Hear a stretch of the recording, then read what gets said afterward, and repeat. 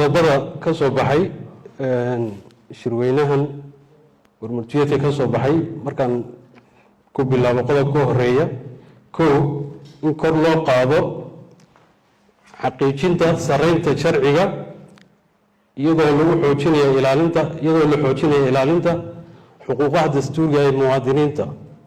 labo in kor loo qaado madax bannaanida garsoorka iyadoo la hirgelinayo nidaamka garsoorka lagaga fogeynayo faragelin kaga timaada dibadda. qodobka saddexaad in kor loo qaado dhexdhexaadnimada garsoorka iyada oo la suuro gelinayo nidaam garsoor oo ka fayow ninjeclaysi qabyaalad iyo laaluush.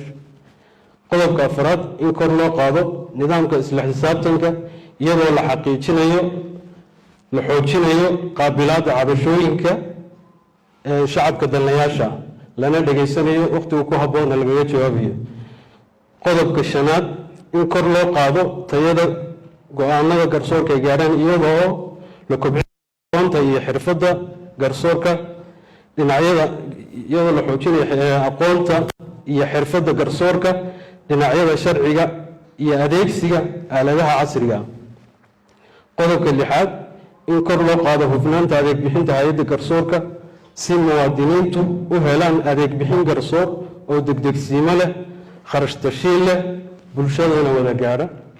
waxaan rajeynayaa qodobada warmurtiyeedka ee shirkan ka soo baxay hay-adda garsoorka heerarkooda kala duwan inay arrintan ku baraarugaan gashi u qaataan qodobadan si maxaan ku yidhahdaaye bulshadu kalsoonidii ay ku qabaan hay-adda garsoorka ay kor u kacdo. waad mahadsantihiin.